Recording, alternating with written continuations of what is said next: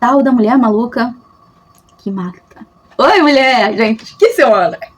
Vocês estão apaixonados? Eu estou extremamente apaixonada. Eu não posso fingir. Não dá. Eu sou rendida por elas. As minhas favoritas. As malucas dos doramas. Gente, mulher descompensada na vida já é divertido. Você não tem uma amiga meio doida? Geralmente eu sou a amiga meio doida das pessoas. Será que eu devia buscar tratamento? Acho que não, né? Que é entretenimento também, né? Se a gente parar pra pensar. Mas eu confesso que com certeza é o meu subtítulo favorito. E hoje a indicação é do tipo chave de cadeia mesmo. No caso, ela gosta de passar pessoas pro outro plano.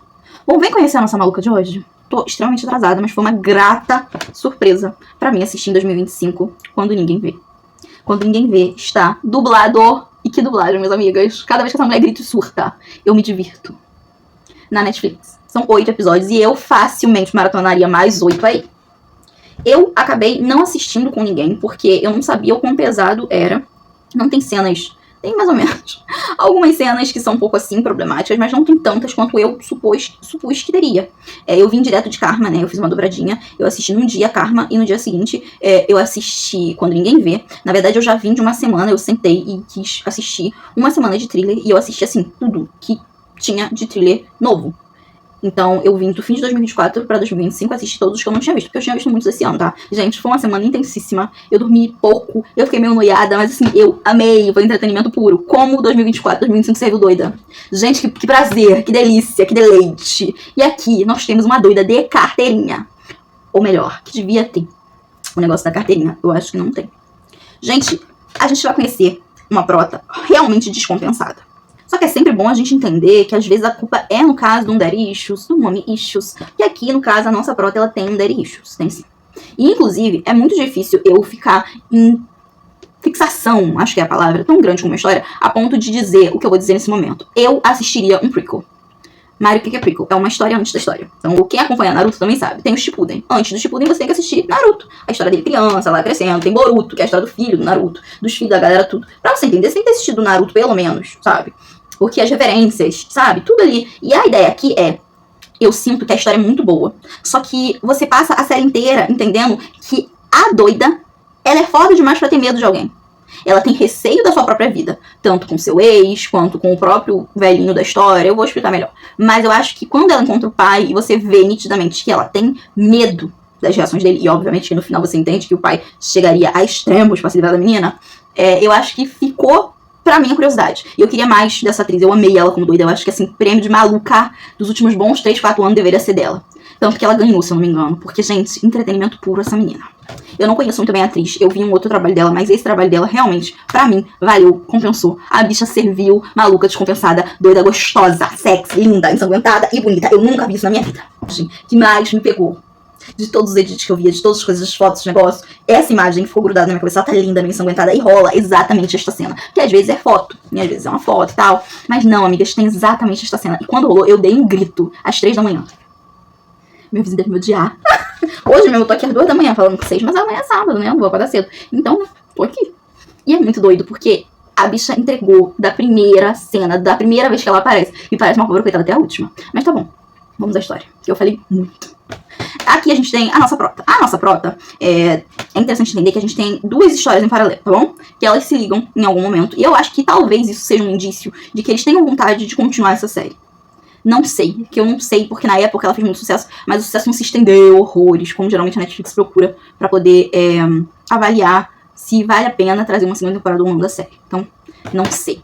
Mas eu acho interessante que a história da nossa prota, ela, em certo ponto e de certo modo, dá uma engolida na segunda história, mesmo a segunda história sendo uma história interessante. Mas vamos por partes. Vou contar primeiro da nossa prota. Aqui a gente tem uma mulher que ela é nitidamente uma psicopata. Eita, amigas, não tem como defender.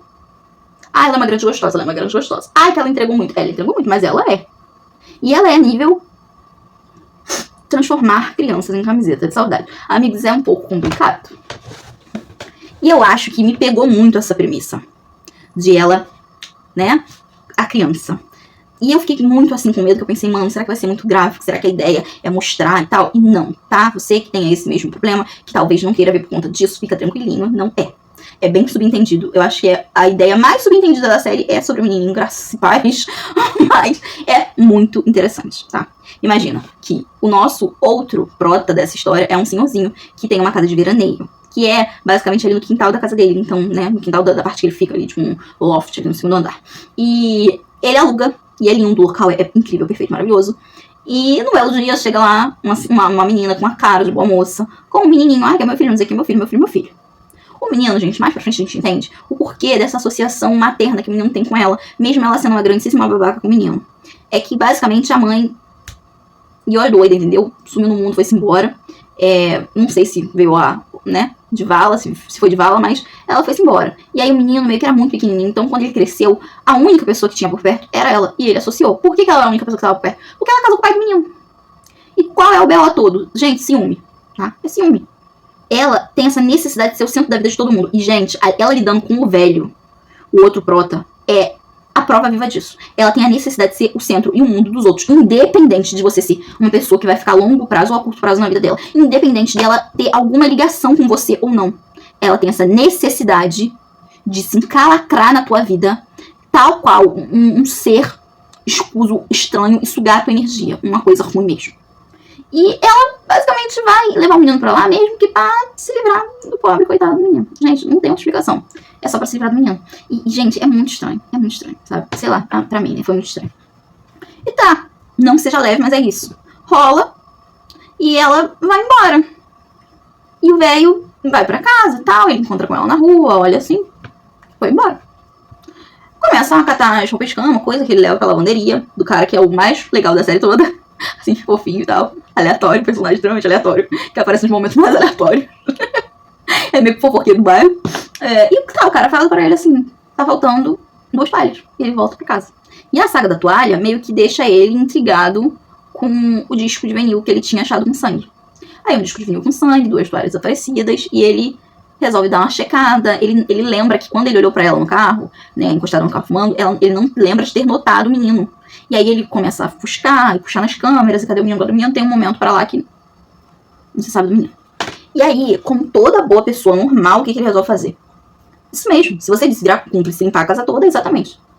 Amigas, ele não denuncia. Ele limpa a casa toda. E eu confesso que aquela hora ali faz esse paralelo com a outra história. Amigas, me deu uma sensação ruim. Sabe? Literalmente de pessoas passando pano para situações, me deu uma sensação horrível. E aí você entende, né, meio que nas entrelinhas, aquela situação de eu tenho tanto a perder. O cara tem família, né, ele já é velho, então ele tem uma filha adulta. A filha dele tá grávida naquele momento já, e ele meio que não sabe. A filha dele tem o marido e tal, ele tem um melhor amigo que na minha humilde opinião, era um bromance. O cara até chama a filha do outro de filhona, filhota. Depois, quando tem memórias, não sei o que. Aí, né, mais pra frente, que mostra que o cara tem família. O negócio eu fiquei assim, tá certo isso? Acho que o cara é divorciado. Na minha cabeça, esse, né, o prota, perdeu a esposa, que ela faleceu.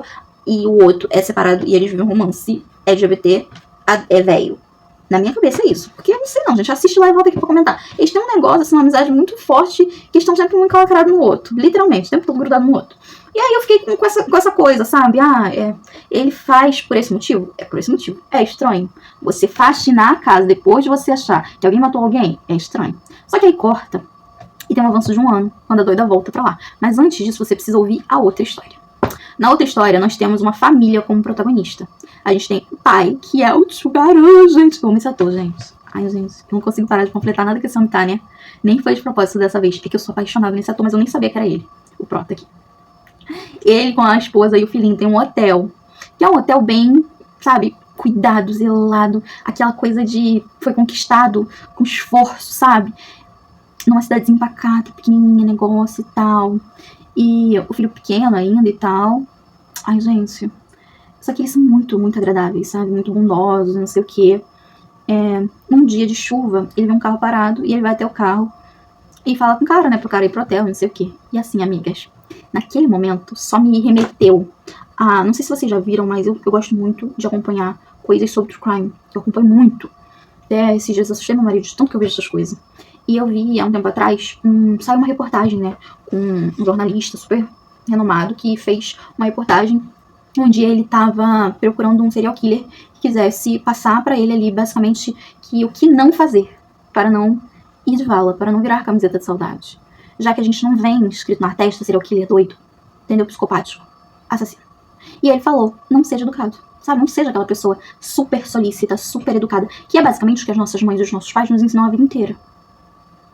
E, gente, eu não conseguia fazer outra associação no momento em que eu bati o olho nele sendo educado. E os minutos que se sucederam de derrota, foi pra mim, foi exatamente isso. E não, gente, não é spoiler, porque a história seguia a partir deste crime. Na verdade, ambas as histórias seguiam a partir dos crimes. Tá escrito, gente. Tipo, sabe, todo lugar que você vai ler sobre tá lá na sinopse falando sobre os crimes. E o cara, basicamente, ele é um serial killer mesmo, assim. O cara é psicopático e um serial killer. E ele desvia mulheres com altíssimo, mas assim, altíssimo requinte de crueldade. Eu não vou detalhar, mas você vai entender quando assistir, mas é altíssimo requinte de crueldade. Papo de eu falo aqui e eu lembro da cena. E essa cena é realmente uma cena que causa um frisson, gruda um pouco na cabeça, até porque eles voltam nela algumas vezes durante a série. E assim, pensa, você é acolhido com toda a doçura que uma família interiorana de um hotelzinho poderia ter. E na troca de turno ali, o cara tá meio cansado e ele apaga no balcão. Coisa que ele tinha sido chamado a atenção pela esposa dias antes. Que ele estava sonolento no balcão e estava meio que tudo abandonado, meio sozinho por conta disso. Ele apaga ali, naquele balcão. E lá na frente a gente entende outras coisas que deixam a gente ainda mais noiado. Com, sabe, esse medo de como cuidar da sua própria família. E o cara, basicamente, desce do quarto, pega o ser humaninho que ele tinha mantido apagado no carro e leva pro quarto e comete o crime de forma brutal dentro do quarto. E isso acaba, assim, destrói a reputação do local e torna aquele local um local que ninguém quer ir. Isso faz a família falir e faz a mãe virar alcoólatra e eles arrumarem outros trabalhos, eles não conseguirem vender o local e destrói a família. Daí pra lá eu não vou detalhar o que acontece, porque vocês precisam ver pra entender. Mas literalmente a família chega num ponto de acabar, ser destruída. E a gente vê a história se guiar com o nosso bofe do Edson lidando e escolhendo se vingar pela família. E aqui a gente tem um ponto muito interessante que eu tenho gostado de tentar, pelo menos alguns episódios, trazer personagens que grudam na nossa cabeça. Aqui a gente tem esse melhor amigo, o melhor amigo do pai dele. Eu fiquei completamente fascinada por esse melhor amigo. Ele prova que você ter uma boa amizade vai além de você. Na minha família rola uma situação dessa. O meu irmão tem um melhor amigo, que eles são amigos ao tempo que eu sou viva. Eles fizeram amizade quando minha mãe estava grávida, e eles têm uma amizade de 28 anos, que é a coisa mais amorosa e linda que eu já vi na vida. E ele se tornou a pessoa das irmãs do meu irmão. Ele se tornou nosso irmão. A minha mãe fala que é o filho branco dela, que ele é branquinho, nós somos pretinhos. E eu sei como é isso. Porque hoje ele é a pessoa da minha filha. A minha filha reconheceu ele primeiro como tio, antes de reconhecer os tios de sangue. Porque ele se fez presente durante a minha gestação. Foi a pessoa que me levou para escolher roupas da Ana, que deu pitaco, que deu de presente o primeiro enxoval da Ana, de 0 a 6 meses, é nesse nível. E ele é a pessoa da minha filha, ele não deixa passar uma data comemorativa. Ele é super presente, ele é super apaixonado pela minha filha. E a minha filha é super apaixonada por ele. Então eu sinto que eu entendo isso de uma amizade que ela ultrapassa a linha de quem conheceu e permanece na vida, sabe? Ele é o filho da minha mãe, ele é o meu irmão, ele é o tio da minha filha. Por conta dele ter conhecido o meu irmão, ter se tornado irmão do meu irmão, e ter me visto nascer, e se guiado na minha vida, e hoje se guiado na vida da minha filha, por ter visto ela nascer também.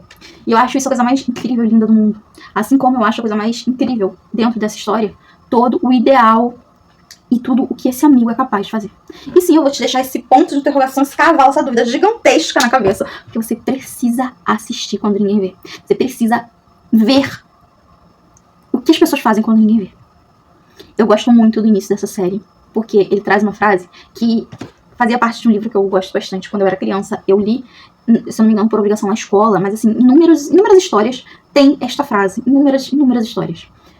Quando uma árvore enorme, uma árvore grande, sabe, tronco grosso mesmo, aquelas árvores absurdas, caem no meio da floresta, sozinhas, quando ninguém vê, será que elas fazem barulho?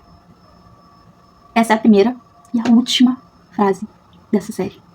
E quando você escuta ela no início, você fica meio... Quando você conhece a doida, você fica... Opa, faz sentido. Você conhece o velho, você fala... Quando ninguém vê, a gente é capaz de coisa, né? Quando você conhece a filha do coroa, você fala... menino. Quando você vê o menino, anos depois, crescido. E aí uma sequência de situações, porque aqui é muito sobre fazer ou morrer. E aí a gente tem personagens como a filha do velho, do prota, da primeira história, que é do tipo de fazer, caso necessário, então aí. Assim como o menino da outra história, tipo de fazer. E a gente tem, infelizmente, alguns que são do tipo de morrer.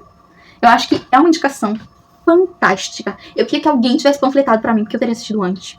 Facilmente a gente vai assistir esse fim de semana aqui em família. Não em família, porque a Lu não pode ver. Não acho que seja pra criança. Mas eu já panfletei horrores e eu precisava trazer. Eu acho que essa maluca tem carisma. Tem carisma. Você vai se pegar pensando em altas situações que você queria ver ela, viver, que você queria... Mas ela tem o fim merecido. Ela é bandida, ela é safada, ela é errada, e você passa raiva sim, tá? Mas eu acho que ela tem um mundo, assim, por ela ser do tipo de botar a banca e ser doida. Mas as cenas dela sendo deliberadamente doida são o auge. A cena da lavanderia, a cena dela com a mala, a cena dela no negócio lá de exposição de pintura.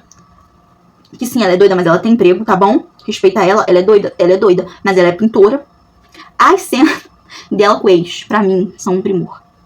E obviamente, gente, preparem-se para odiar completamente o psicopata, né, o cara.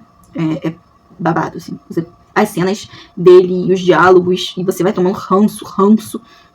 Eu acho que ela não tem tanto o nosso ranço, porque ela tem muitas camadas, ela tem muitas nuances, então você fica muito interessado em assistir. E eu acho que é isso, você vai comer com carinho, você vai maratonar. Você vai se pegar, assistir um episódio da luta, assim, e quando você vê, já acabou. Eu considerei rápido porque é interessante cada episódio deixar um gancho pro próximo. Não temos nenhuma coisa inacreditável acontecendo que te faz, sabe, aquele plot do final que você fala, oh my god, não, amiga, não. Mas é um bom feijão com arroz, sabe? Aquela série que é boa, do começo ao fim é redondinha. Eu acho que ela não é um Enem da vida. Que no fim você descobre que o vilão era o melhor amigo. Não. Ela tá mais com cães de caça. Você sabe quem é todo mundo. Você sabe quem é bandido, quem é mocinho. Quem pende ali no meio. Você sabe. Você sabe quem é capaz de absurdos. O que te prende é essa ideia de resolver o crime. A bandida vai ser presa. A bandida vai morrer. O velho chegou no limite porque essa Mona é doida. Ela leva o velho a extremos. Você começa a torcer pra esse velho passar a Mona. Ao mesmo tempo você fica pensando que a Mona vai passar o velho. Ao mesmo tempo você pensa, por que não chamaram a polícia ainda? Ao mesmo tempo você pensa, eu quero entrar na televisão e resolver esse babado. E ela é uma linda. Ela é uma gostosa. Ela é uma gata. Estou apaixonada. É uma coisa assim. Eu amei quando ninguém veio, brincadeira da parte. E eu espero que vocês amem a indicação, mulher. Porque por essa doida aqui, vale a pena maratonar. Um beijo no seu coração.